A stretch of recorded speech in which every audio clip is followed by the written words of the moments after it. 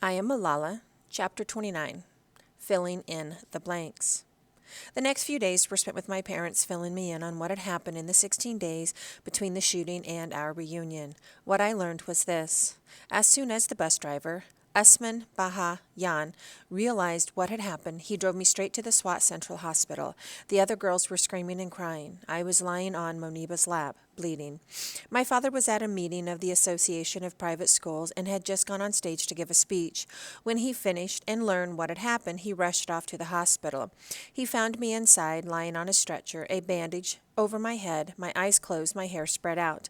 My daughter, you are my brave daughter, my beautiful daughter, he said to me over and over, as if saying it could awaken me. I think somehow I did know he was there, even though I was not conscious.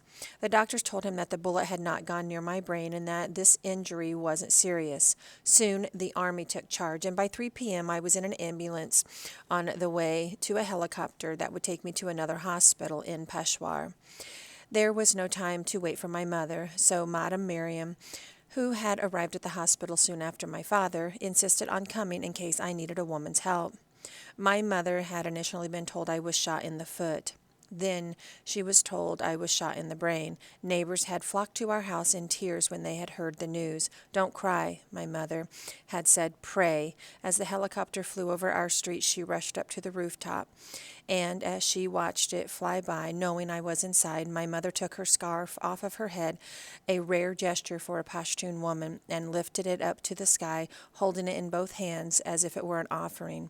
God, I entrust her to you, she said. Poor Atal had found out about the shooting when he turned on the TV after school, and he realized that if he hadn't had a tantrum about riding on the tailboard, he would have been on that bus too. Within hours after the shooting, Pakistani TV channels ran footage of me with prayers and poems. As this was happening, I was arriving at the combined military hospital in Peshawar, where a neurosurgeon named Colonel Junaid examined me and discovered something surprising. The bullet was still inside me. He soon discovered that what the doctors in SWAT told my father was incorrect. The bullet had, in fact, gone very close to my brain. He informed my parents that my brain was swelling and that he would need to remove part of my skull to give it space to expand. We need to operate now to give her a chance, he said. His superiors were being told I should be sent abroad immediately, but Colonel Junaid stuck with his decision, and it was a decision that had saved my life. My mother prayed throughout the 4-hour operation. As soon as she began, she felt a calm come over her. From then on, she knew that I would be all right. But 2 days after I was shot, my condition was getting worse. My father was so convinced that I would die that he started thinking about my funeral. He tried not to think about the past and whether he had been wrong to encourage me to speak out and campaign. 2 British doctors happened to be in the nearby Rawalpindi, and the Army brought them in to consult. They were Dr. Fiona and Dr. Yavid, and they were the next to save my life. Dr. Fiona and Dr. Yavid said that if I stayed in Peshawar, I would suffer brain damage or I would die. The quality of care concerned them. They thought I was at risk for infection. Even though she was due to fly back to Birmingham, Dr. Fiona stayed on and arranged to have me airlifted to another Army hospital, this one in Rawalpindi. Security was tight at this new hospital because of the possibility of another Taliban attack. My family was kept in a military hostel near the hospital and had little access to news from outside the world. Since the hostel had no internet connection, they did not yet realize that my story had traveled all around the world and that people were calling for me to be sent abroad for treatment. It was only when a kindly cook from the hostel brought them some newspapers that my parents found out that the whole world knew about my shooting. My parents were rarely consulted on what would happen to me when my condition became grave. There was no time.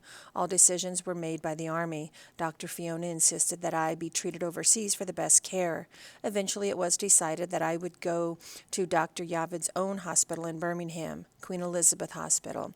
but I needed to be moved within 48 hours, 72 at the most. My mother and brother had no passports or documentation, though, so the Army told my father he would have to travel alone with me.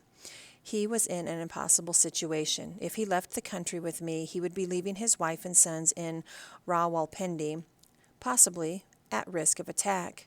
So he made a choice. What has happened to my daughter has happened, he told Dr. Yavid. Now she is in God's hands. I must stay with the rest of my family. Dr. Yavid reassured him that I would be taken care of. Isn't it a miracle you all happened to be here when Malala was shot? My father said. It is my belief God sends the solution first and the problem later, replied Dr. Yavid. My father then signed a document making Dr. Fiona my legal guardian for the trip to the UK. He was in tears as he handed over my passport. Although I don't remember it, my parents said goodbye to me at 11 p.m. on the 14th of October. It was the last time they saw me in Pakistan, and they wouldn't see me again for 11 days. My father did not want me to wake up in a strange country without my family there. He was worried about how confused I would be, how abandoned I might feel. But he assumed their passports and visas were being processed, and they would join me in a matter of days.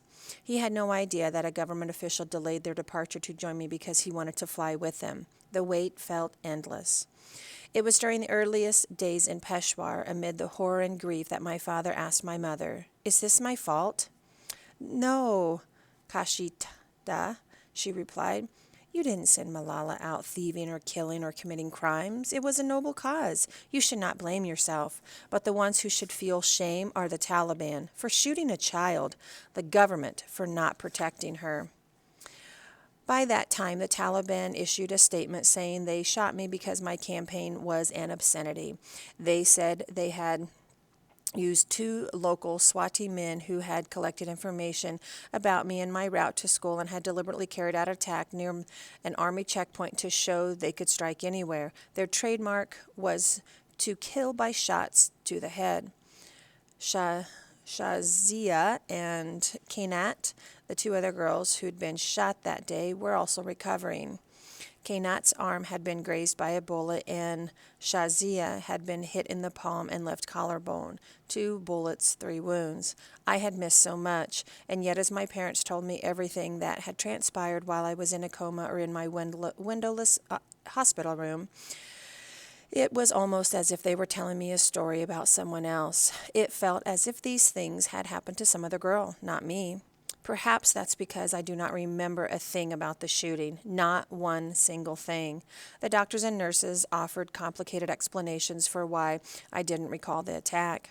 They said the brain protects us from memories that are too painful to remember, or they said my brain might have shut down as soon as I was injured. I love science. I love nothing more than asking question upon question to figure out how things work. But I don't need science to figure out why I don't remember the attack. I know why. God is kind to me. People don't understand when I say this. I suppose unless you have been close to death, you cannot understand. But death and I have been very close, and death, it seems, did not want me.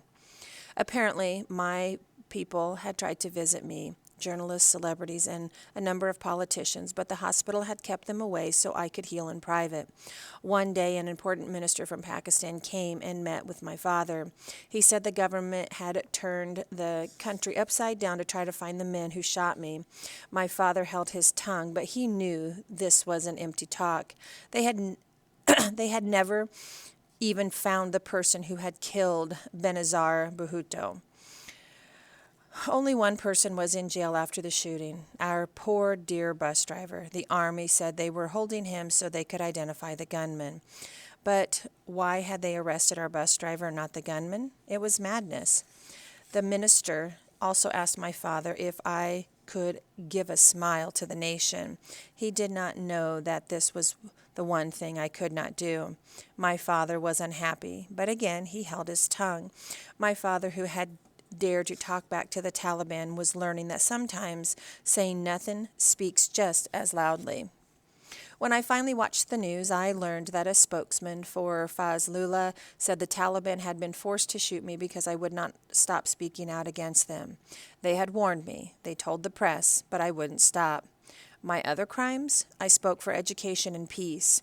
In their terms, I was speaking for Western education, which was against Islam, in their opinion. The Taliban would try again to kill me, Fazlullah said. Let this be a lesson. It was a lesson indeed. My mother was right when she quoted from the Holy Quran, "Falsehood has to die." She had told me all those years ago when I was considering doing a blog for the BBC, and truth has to come forward. Truth will always triumph over falsehood. This is the true Islamic belief that has guided us on our journey. The Taliban shot me to try to silence me. Instead, the whole world was listening to my message now.